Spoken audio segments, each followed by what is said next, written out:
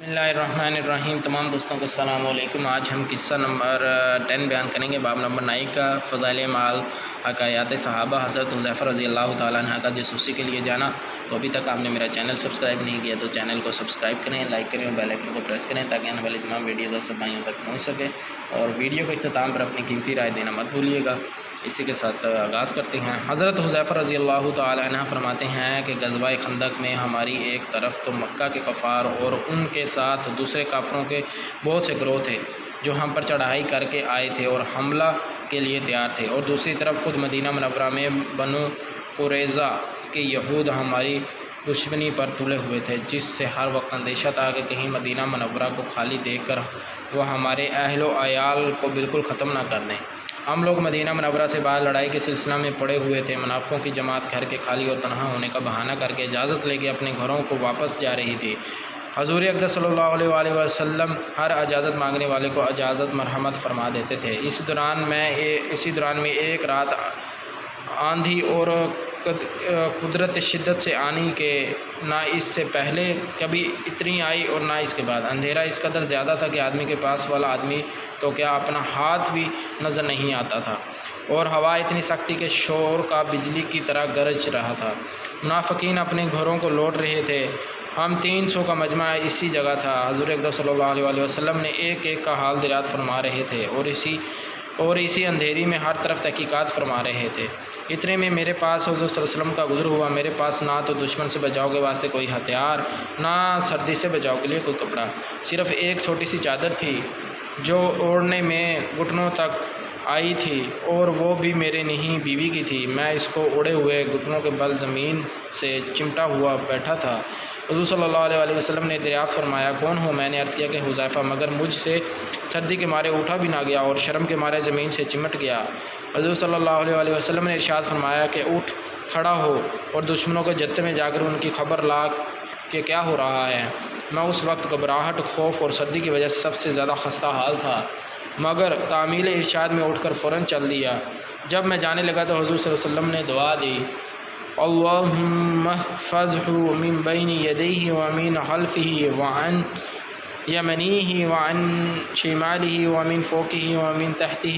یا اللہ، آپ اس کی حفاظت فرمائیں، سامنے سے اور پیچھے سے، دائیں سے اور بائیں سے، اوپر سے اور نیچے سے۔ حضرت حذیفہ رضی اللہ تعالیٰ عنہ کہتے ہیں کہ حضور صلی اللہ علیہ وسلم کا یہ ارشاد فرمایا تھا کہ گویا مجھ سے خوف اور سردی بالکل ہی جاتی رہی، اور ہر قدم پر یہ معلوم ہوتا تھا کہ گویا گرمی میں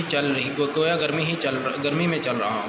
حضور صلی اللہ علیہ وسلم کے چلتے وقت یہ بھی ارشاد فرمایا تھا کہ کوئی حرکت نہ کر کے آئیو، چپ چاپ دیکھ کر آ جاؤ کہ کیا ہو رہا ہے۔ میں وہاں پہنچا تو دیکھا کہ آگ جل رہی ہے اور لوگ سینک رہے ہیں۔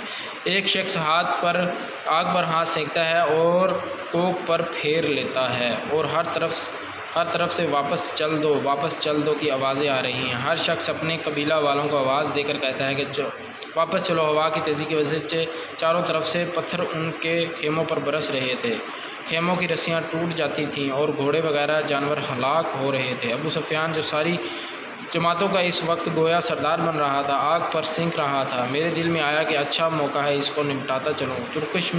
ترکش میں سے تیر نکال کر کمان میں بھی رکھ لیا، مگر پھر حضور صلی اللہ علیہ وسلم کا ارشاد یاد آیا کہ کوئی حرکت نہ کیجیے، دیکھ کر چلے آنا۔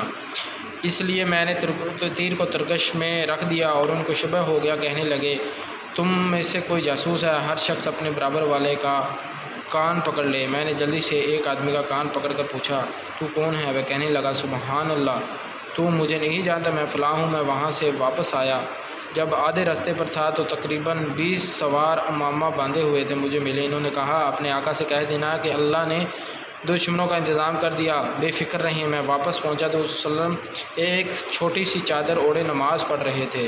یہ ہمیشہ کی عادت شریفہ تھی کہ جب کوئی گھبراہٹ کی بات پیش آتی تو حضور صلی اللہ علیہ وسلم نماز کی طرف متوجہ ہو جایا کرتے تھے۔ نماز سے فراغت پر میں نے وہاں کا جو منظر دیکھا عرض کیا۔ جاسوس کا قصہ سن کر دندان مبارک چمکنے لگے۔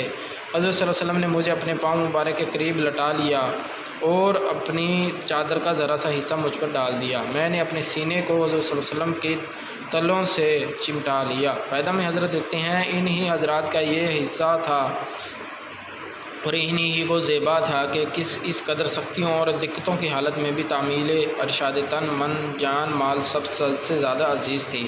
اللہ جل شانہ بلا استحقاق اور بلا اہلیت مجھ ناپاک کو بھی ان کے اتباع کا کوئی حصہ نصیب فرما دیں تو زہے قسمت۔